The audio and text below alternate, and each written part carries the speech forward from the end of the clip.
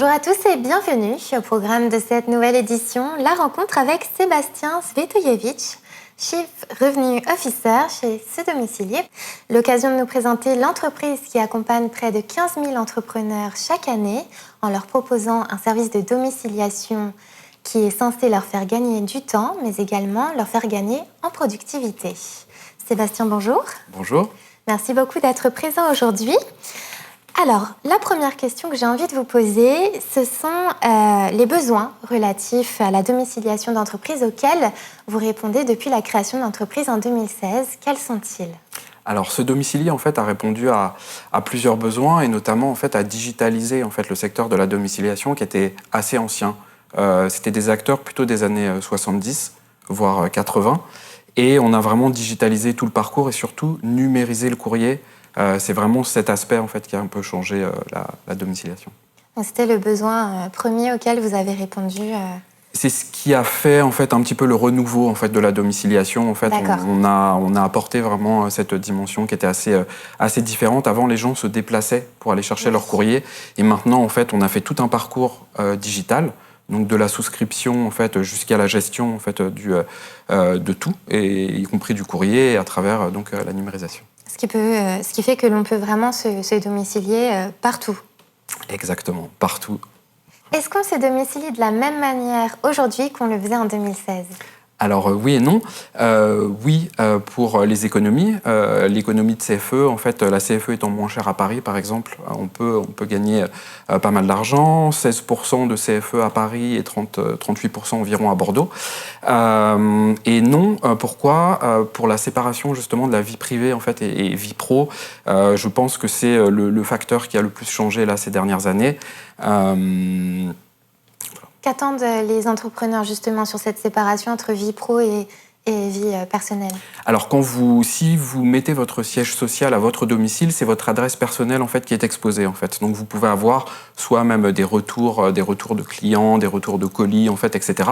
Et puis vous exposez en fait de votre adresse personnelle sur votre site internet, sur tous les sites type société.com et autres papers. Donc c'est vraiment la séparation en fait de ces deux mondes et puis la protection en fait de sa vie privée. Très bien. Sébastien, vous avez lancé avec Ce Domicilier, en quelque sorte, le marché de la domiciliation en ligne, comme vous l'avez expliqué précédemment. Face à la concurrence, comment fait-on pour devenir le leader, mais surtout le rester dans un marché si concurrentiel ? Alors, plusieurs facteurs, en fait. On essaye déjà d'inculquer, en fait, au sein de la société, vraiment l'optimisation continue. Optimisation, en fait, des process, mais pas seulement, en fait. On a développé aussi notre offre, on a de plus en plus, en fait, d'adresses, on a proposé aussi des services connexes à la domiciliation, intéressants pour les entrepreneurs, comme les formalités juridiques, très importantes, donc de création en fait, et de transfert.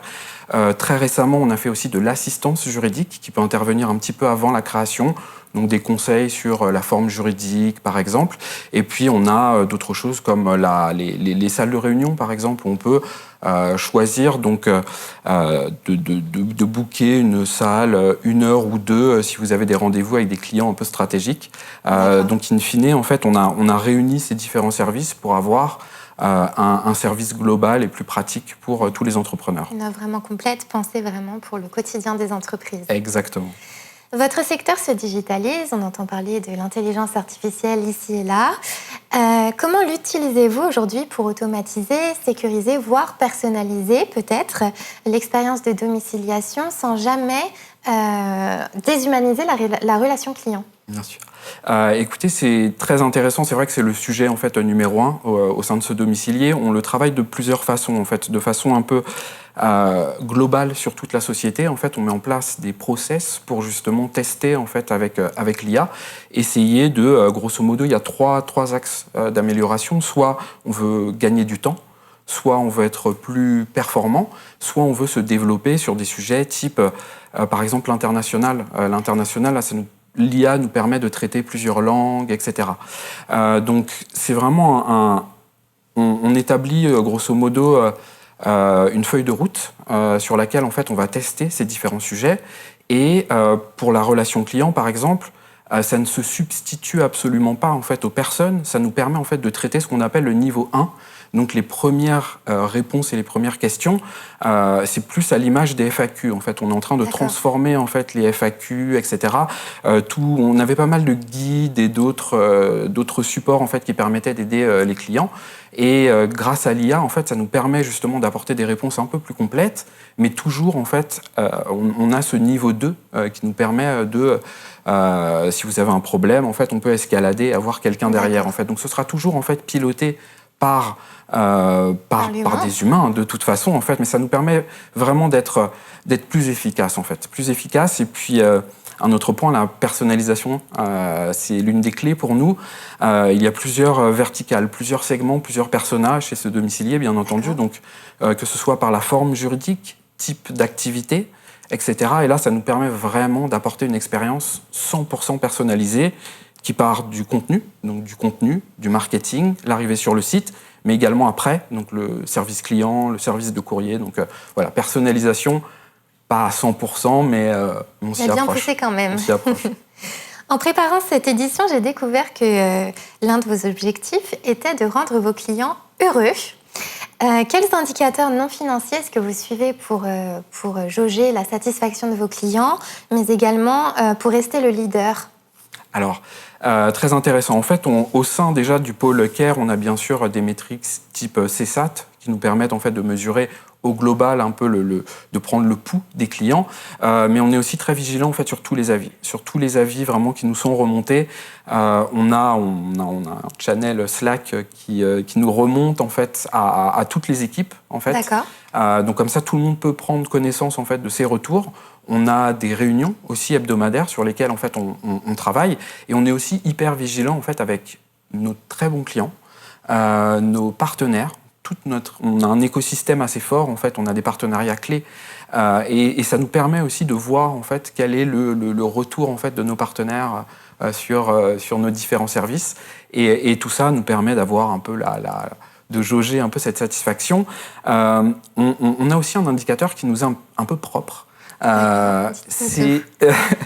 Et qui est un peu là au sein de nos équipes en fait. On essaye de mesurer aussi cette satisfaction aussi de la prestation en fait effectuée en fait au sein de nos équipes, et on est très très très vigilant en fait. On fait des reports assez souvent pour mesurer en fait le contentement au sein de chaque pôle et essayer d'optimiser ça. Et c'est vrai que l'un des facteurs clés de succès de ce domicilié, ce sont vraiment ses collaborateurs et la fidélité. La moyenne est au-delà de 3-4 ans, en fait, c'est des collaborateurs, ce qui est assez long, in fine, dans la vie des startups.